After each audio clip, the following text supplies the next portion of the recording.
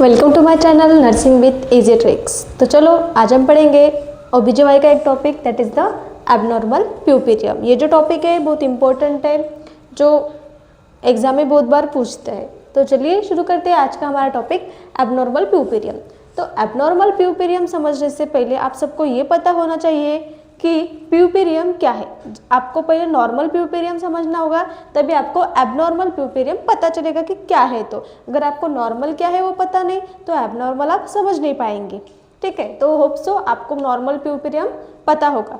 तो चलिए शुरू करते हैं आज का हमारा टॉपिक एबनॉर्मल प्यूपेरियम।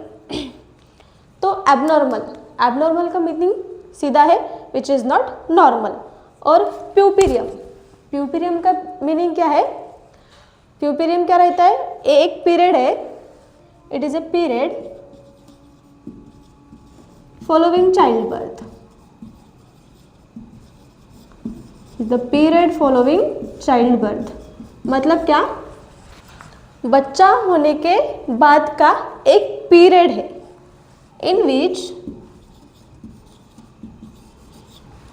इसमें क्या होता है? pelvic organs revert back to the pre-pregnant state.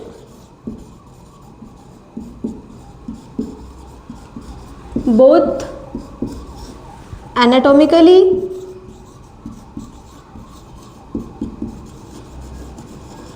and physiologically.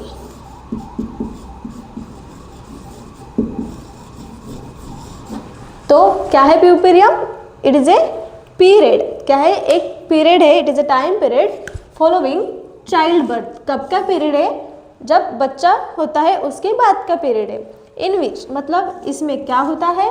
इसमें जो पेल्विक ऑर्गन है, स्पेशली जैसे कि यूटेरस, जो यूटेरस है वो रिवर्ट बैक जाता है, मतलब अपनी जगह पे जाता है जहाँ पे वो प्री प्रेग्नेंट स्टेट में था। मतलब जो भी मदर है वो प्रेग्नेंट होने से पहले उसका यूटेरस जिस प्लेस पे था उस प्लेस पे जो यूटेरस है वो रिवर्ट बैक जाता है, both anatomically and physiologically. Anatomically मतलब उसका जो स्ट्रक्चरल जो प्लेस है वहाँ पे जाता है, और उसकी फिजियोलॉजी मतलब जो भी फंक्शन है वो प्री प्रेग्नेंट स्टेट में जैसा था वैसा वो वहाँ पे रिवर्ट बैक जाता है।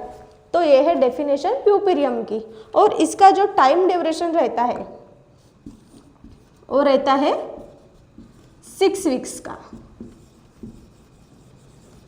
तो आप ये भी याद रख सकते हैं कि डिलीवरी होने के बाद का जो 6 वीक्स का पीरियड रहता है, जो 6 वीक्स का ड्यूरेशन रहता है, उसे हम प्यूपेरियम कहते हैं। अगर इस टाइम पीरियड में मतलब जो ये 6 वीक्स का ड्यूरेशन है, इस टाइम पीरियड में अगर कुछ एबनॉर्मेलिटी आ रही है, जैसे कोई भी एबनॉर्मल चीज़ें हम आइडेंटिफाई कर रहे हैं मदर में, तो उस सब चीज़ों को हम कहेंगे एबनॉर्मल प्यूपेरियम।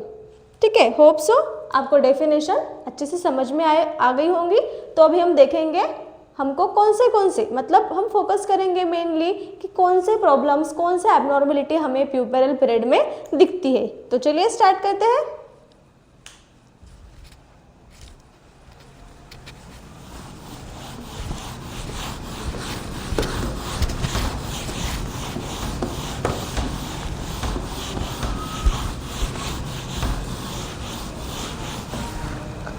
तो चलिए देखते हैं प्यूपेरल abnormality.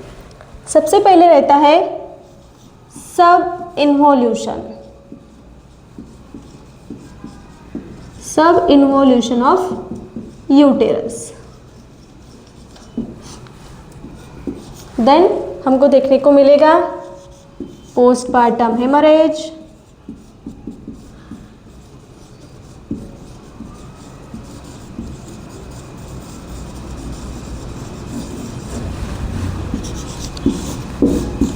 then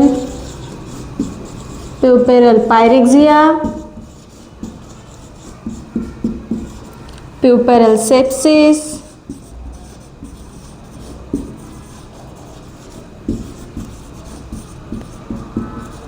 urinary complications,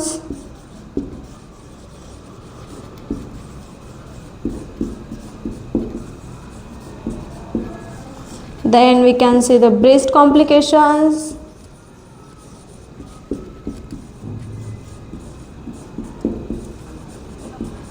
Then pulmonary embolism.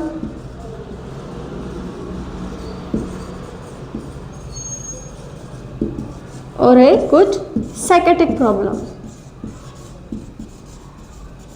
Psychotic problem. तो ये कुछ मेन कॉम्प्लिकेशंस है, मेन एबनॉर्मलिटी है जो हमें प्यूपरल पीरियड में दिखते हैं। तो सबसे पहले है सब इन्वोल्यूशन ऑफ यूटेरस। सब इन्वोल्यूशन ऑफ यूटेरस, इन्वोल्यूशन का मीनिंग रहता है जब यूटेरस प्रॉपरली अपनी जगह पे जाएगा, बोथ एनाटॉमिकली और फिजियोलॉजिकली, तो उसे हम कहेंगे इन्वोल्यूशन ऑफ यूटेरस। मतलब जो यूटेरस है वो प्रॉपर उसका इन्वोल्यूशन हुआ है, वो प्रॉपर अपनी जगह पे गया है। अगर इस इन्वोल्यूशन में कोई भी अगर डिस्टर्बेंस आए, कोई भी अगर बैरियर आए, तो उसे हम कहेंगे सब इन्वोल्यूशन। अगर यूटेरस प्रॉपरली अपनी जगह पे नहीं जा पा रहा है तो उसके बहुत कुछ कॉजेज़ भी रहते हैं, जैसे कि प्लेसेंटा का कुछ बाइट्स वगैरह अंदर रह गया हो, कुछ ट्यूमर हो, कुछ सिस्ट हो, तो ऐसे कुछ कॉजेज़ भी है। ऐसे किसी भी कॉजेज़ के वजह से अगर इन्वोल्यूशन नहीं हो रहा है, इन्वोल्यूशन की जो प्रोसेस है उसमें अगर कुछ बैरियर आ रहा है, तो उसे हम कहते हैं सब इन्वोल्यूशन ऑफ यूटेरस। इसका एक डिटेल क्लास लिया है, अगर आपको डिटेल इसके नोट्स चाहिए तो आप देख लेना। देन पोस्टपार्टम हेमरेज, मतलब क्या है, डिलीवरी होने के बाद अगर बहुत ज़्यादा हेमरेज यानी क्या रहता है, ब्लीडिंग, अगर ब्लीडिंग हो रही है तो उसे हम कहते हैं पोस्टपार्टम हेमरेज। अभी पोस्टपार्टम हेमरेज के दो टाइप्स है, प्राइमरी पीपीएच और सेकेंडरी पीपीएच। प्राइमरी पीपीएच क्या रहता है, अगर 24 आवर्स के अंदर, मतलब डिलीवरी होने के बाद 24 आवर्स के अंदर अगर ब्लीडिंग हो रही है तो उसे हम कहेंगे प्राइमरी पीपीएच। और अपार्ट फ्रॉम द 24 आवर्स, अगर 24 आवर्स के बाद में अगर प्रेगनेंसी डिलीवरी के बाद में अगर ब्लीडिंग हो रही है तो उसे हम कहेंगे सेकेंडरी पोस्टपार्टम हेमरेज। ठीक है, तो अगर डिलीवरी के बाद, पोस्टपार्टम मतलब क्या है, डिलीवरी होने के बाद अगर ब्लीडिंग हो रही है तो उसे हम कहते हैं पोस्टपार्टम हेमरेज। देन प्यूपेरियल पायरेक्सिया, अगर इस प्यूपेरियल पीरियड में, अभी हमने देखा था कि प्यूपेरियम क्या है, 6 वीक्स का ड्यूरेशन है। अगर उस 6 वीक्स के ड्यूरेशन में पेशेंट को, मदर को कहे अगर फीवर आ रहा है तो उसे हम कहेंगे प्यूपेरियल पायरेक्सिया। इसमें क्या होता है, जो बॉडी का टेम्परेचर है वो 104 डिग्री फ़ारेनहीट से भी ज़्यादा जाता है। और उसमें भी कुछ, मतलब 2 पॉइंट याद में रखना कि ये जो फीवर है ये ओकेजनली 2 टाइप्स का रहता है, जैसे कि उसमें 104 डिग्री फ़ारेनहीट तक टेम्परेचर है वो रेज होता है, लेकिन कब, 24 आवर्स के बाद में, और जो 10 डेज है वो 10 डेज के पहले, मतलब 10 डेज के अंदर और 24 आवर्स के बाद में अगर पेशेंट को फीवर आ रहा है तो उसे हम कहेंगे प्यूपेरियल पायरेक्सिया। देन प्यूपेरियल सेप्सिस, अगर जेनाइटल ट्रैक्ट को कहीं भी अगर कुछ इन्फेक्शन हुआ है तो उसे हम कहते हैं प्यूपेरियल सेप्सिस। लेकिन कौन से पीरियड में, ये प्यूपेरियल पीरियड में, मतलब जो 6 वीक्स का पीरियड है, उस 6 वीक्स के पीरियड में अगर जो भी जेनाइटल ट्रैक्ट है उसमें कोई इन्फेक्शन हमको दिख रहा है तो उसे हम कहेंगे प्यूपेरियल सेप्सिस। देन यूरिनरी कॉम्प्लिकेशंस, यहाँ पे क्या होता है, यूरिनरी कॉम्प्लिकेशंस जैसे कि यूटीआई है, मतलब यूरिनरी ट्रैक्ट इन्फेक्शन हो सकता है पेशेंट को। यूरिनरी स्टैसिस, यूरिनरी स्टैसिस मतलब क्या है, जो यूरिन है वो अंदर ही रुक जाएगी, जैसे कि सी सेक्शन में वगैरह हम देखते हैं पेशेंट को कैथेटर लगाते हैं, तो कैथेटर के बाद में पेशेंट को अर्ज ही नहीं आती यूरिन जाने के लिए, तो वो जो यूरिन है वो वहाँ पे ही रहती है, तो उसकी वजह से वहाँ पे यूरिनरी स्टैसिस होने के चांसेस रहते हैं।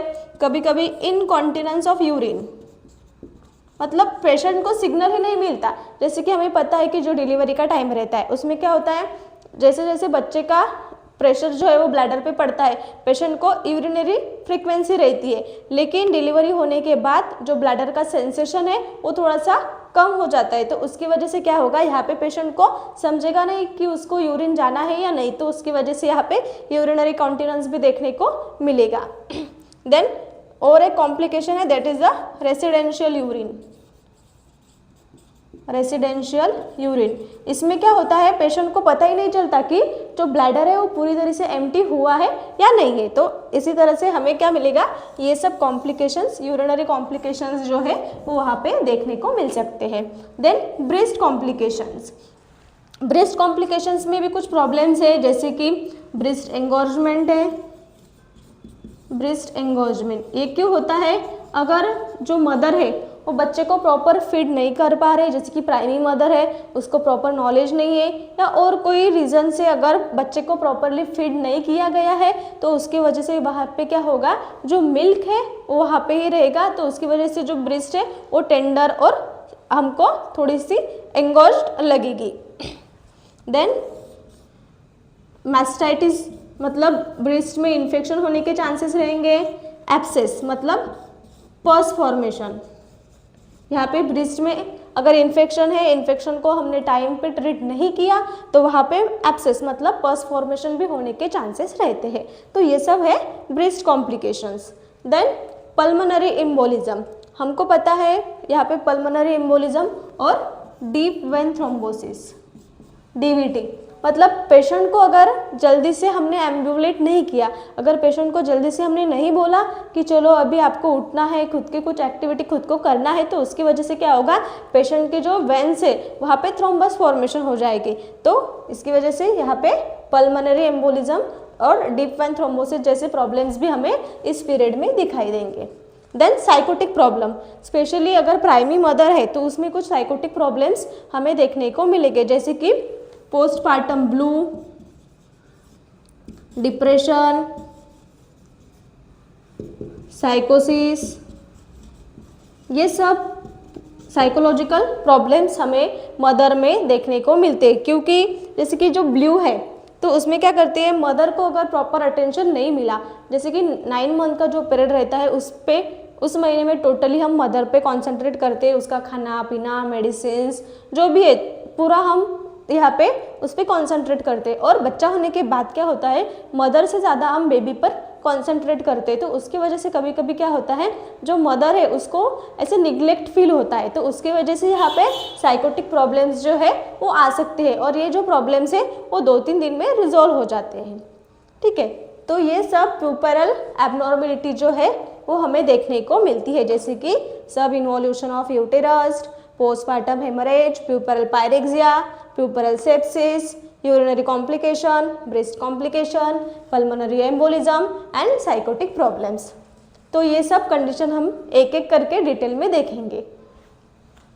Okay, thank you.